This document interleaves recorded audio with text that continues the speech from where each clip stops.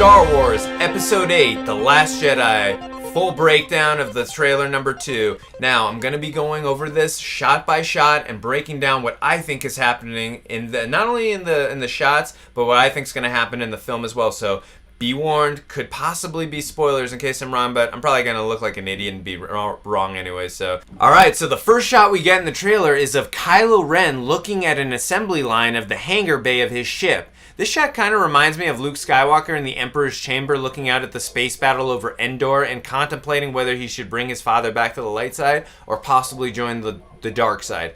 Obviously, we know Kylo Ren has embraced the dark side after killing his father, Han Solo, but will he be able to do the same to his mother, being that the relationship he has with her, Leia Organa of course, is much closer than the relationship he had with his father.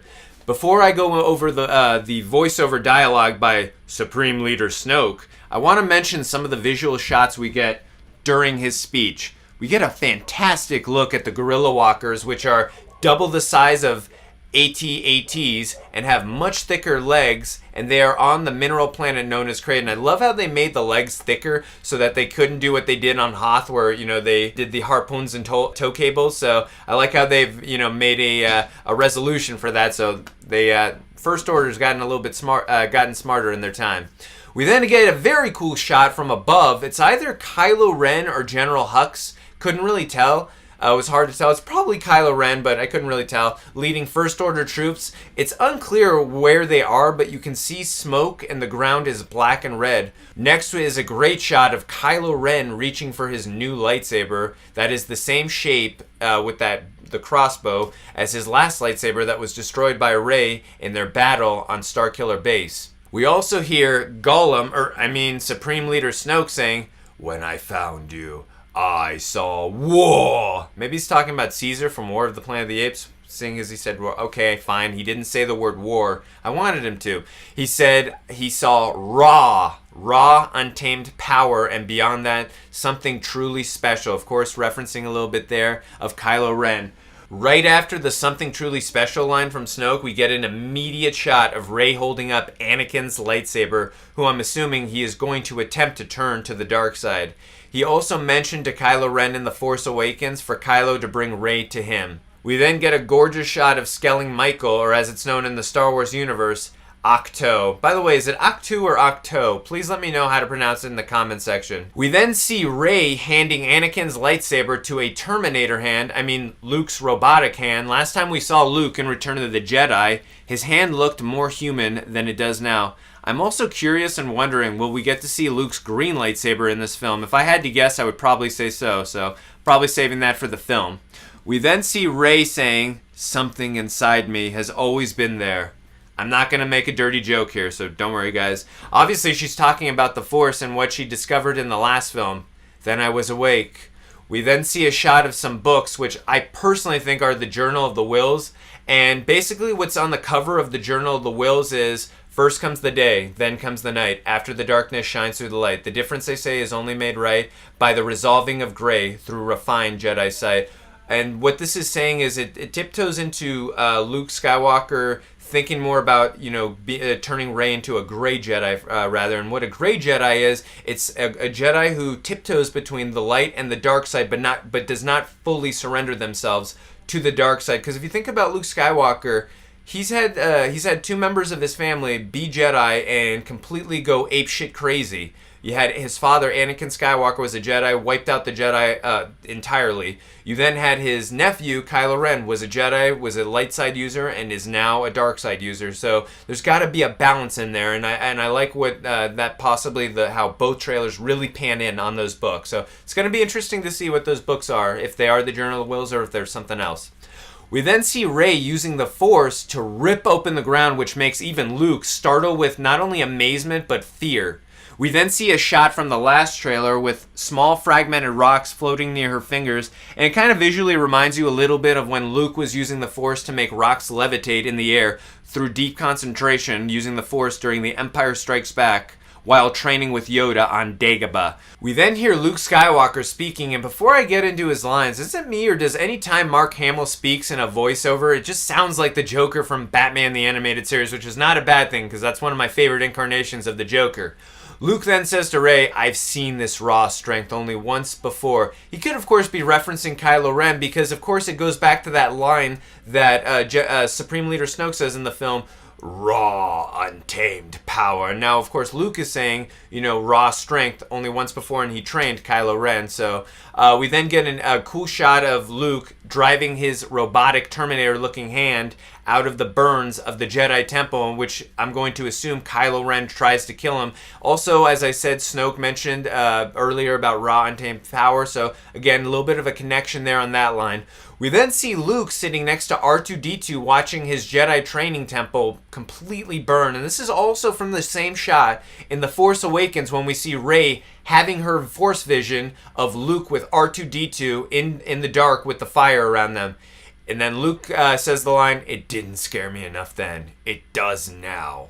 Maybe he is reluctant to train Rey at first because of the failures and how he lost everything due to what happened with Kylo Ren defecting to the dark side and Supreme Leader Snoke recruiting him, and he just does not want that to happen again. Also, the line that's referenced is a callback to what Yoda says to Luke Skywalker on Dagobah, where Luke said to him, I won't fail you. I'm not afraid. Good. You will be. You will be. Looks like Yoda was absolutely right. We then get a shot of Kylo Ren in all his glory saying, let the past die, and smashing his helmet. We then see him in a First Order pilot ship that looks very similar to the TIE fighter ship his grandfather, Darth Vader, was flying in Episode 4 A New Hope during the Battle of Yavin, where he took out most of the Rebel fleet. We then get a shot of Kylo's ship 360 spinning while firing, which is a major visual reminder to Anakin Skywalker doing the same maneuver in Episode 3 Revenge of the Sith, when Obi-Wan yells at Anakin, well, have you noticed that the shields are still up? And then he immediately makes the 360 spin while shooting the shields down to get onto General Grievous's ship during the battle over Coruscant. We then get the lines from Kylo Ren, kill it if you have to. That's the only way to become what you were meant to be. This is not only a reference to what he did to Han Solo, his father, in Force Awakens, but also could be because he's very conflicted on killing his mother, Leia, whom, as I mentioned earlier in this trailer, has a much closer relationship than he did to his father with his mother. We then get a great shot in what looks like some kind of a cave with a lot of red rocks everywhere, and we see the Millennium Falcon being chased by TIE fighters, which was not only another visual reminder to when the TIE fighters were chasing the Millennium Falcon in the asteroid field of The Empire Strikes Back, but also the Falcon escaping the Exogorth monster that was no cave, according to Han Solo. We then get to see Chewbacca piloting the ship, and we get our first look at a Porg. They're so cute, aren't they? And Porgs, where basically they're a seabird species native to the planet Octo, where Luke Skywalker made his exile in the years following the victory over the Galactic Empire in Return of the Jedi. The creatures who dwelled on the cliffs of the island where Skywalker lived could build nests and fly. Male Porgs were known to be slightly bigger in size than females. Baby Porgs were called Porglets. I have no doubt that they're going to not only serve a very big purpose to the story, but they're going to sell a lot of toys, which makes sense. They're very cute. We then get an amazing shot in space of a First Order ship shooting down a big Resistance ship. We then get a shot of Poe Dameron looking at the ship being shot down and then saying, I'm assuming to Leia, because you can see Carrie Fisher's daughter in the background behind Finn with her buns, and she was also in The Force Awakens. And Poe Dameron says, we are the spark that will light the fire that will burn the First Order down. We then see him suit up and get into his X-Wing and go into battle. I wonder if they're going to go into the storyline of the Jedi tree. If you guys don't know what happened in the Jedi tree, basically the Jedi tree was destroyed on Coruscant when Anakin Skywalker and the Emperor wiped out all of the Jedi during Episode 3, Revenge of the Sith, and in the EU, the extended universe, Luke Skywalker took two pieces of that tree, and Poe Dameron's mother recovered them from Luke and grew them in her backyard, and Poe Dameron spent a lot of time on those trees. So I'm wondering if any of that gives him his ability to be like, I don't know, the greatest pilot ever, because if you remember that the best shot in The Force Awakens, that one shot, the continuous shot of him destroying like it was 12 or 13 ships in a row, just amazing. So I wonder if they're going to go into that at all or stay away from the Force tree. We'll see. We then see Finn, finally fighting Captain Phasma and not just throwing her down some trash compactor. We also don't see Captain Phasma lower the shields to her weapon or space station, which was a very nice surprise and completely very weak in The Force Awakens. I think Disney and Rian Johnson heard the complaints from The Force Awakens of Finn never fighting or having that big fight we wanted to see him versus Captain Phasma, which is very personal. Now, all we need Captain Phasma to say during the fight in the film is, "Traitor!" I love the shot so much of when Phasma is holding down Finn's lightsaber and the lightsaber mirroring off her helmet. It's just such an amazing, epic, and iconic shot. It's also nice to see Captain Phasma doing something in this film which is, as I said, better than what she did in The Force Awakens, which was nothing. We then get another look at the space battle. We also get to see BB-8 being what looks to be like getting electrocuted, which happened a few times also to R2-D2 in the original trilogy, as well as the prequels. We then get to see Luke Skywalker, who is soaking wet, presumably from battling a Dianoga. If you don't know what a Dianoga is, I'm just kidding. That would be cool again to see. A Dianoga is a cephalopod. It's a one-eyed monster that we saw in the trash compactor of the Death Star that tried to drown and kill Luke. So whenever I see Luke Skywalker wet, I kind of always think of a Dianoga, but I don't think he's battling one in this trailer. We then get my favorite line of the trailer from Luke Skywalker, and it is such an epic line. I love it. And well, I also think this line, before I mention what this line is, of course you guys know which line I'm talking about, but before I go over that line, I think it's not only mentioning, it's such an epic and cool line from Luke, I think he's kind of talking about, it's kind of like him talking to the fans saying, this is not going to go the way you think, but I love it the way he says it. This is not going to go the way you think. It's just such an epic line by Mark Hamill, and like I said, I think it's also to make mention this is not a copy of Empire Strikes Back. The movie's going to have a lot of twists and turns, or at least one big one, which I guess kind of mirrors Empire Strikes Back, because that movie obviously has one of the biggest twists of all time. But in general, storyline, they're not going to copy Empire Strikes Back. And at the same time, we see an ice fox looking creature, which is really cool. I like that. Another one that's going to sell a lot of toys. We then see Leia in the distance looking very sad. After we get a shot of Rey jumping and diving into the water and coming back up, we then see her standing in front of a soaking wet Luke. This could be where and when Luke gets soaked, and it's curious if he's talking to Rey or Kylo Ren, but I personally think it's Rey, but we shall see. We then see Finn captured because he's angry and a First Order trooper is walking behind him. Then a really cool shot of what Kylo Ren was looking at earlier, or the assembly room. He was looking at the interior of it, and we see lots of First Order troopers. I could be wrong, but if you look to the right of the screen, you see an AT-ST walker, and on the far right corner, you see some AT-ATs, and not guerrilla walkers, but they could be guerrilla walkers, and I could be totally wrong. We then see the battle on Crate, where red salt is coming out from the ground, as seen in the last trailer, because as I said, it's a mineral planet.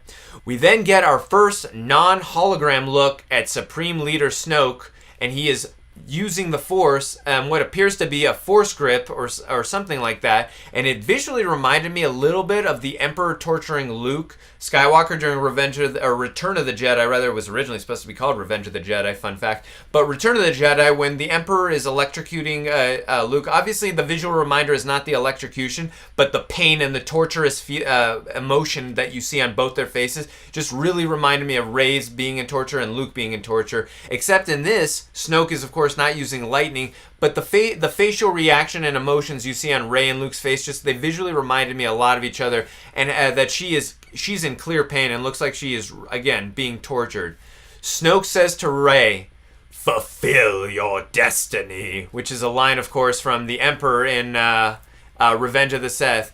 Fulfill your destiny, Anakin. After Anakin turns to the dark side of the Force after killing Mace Windu in Revenge of the Sith. That line, of course, fulfill your destiny, obviously means he's trying to turn Rey to the dark side. You heard me earlier in this trailer break down and talk about the Journal of the Wills and mention the poem and what it means to be a Grey Jedi.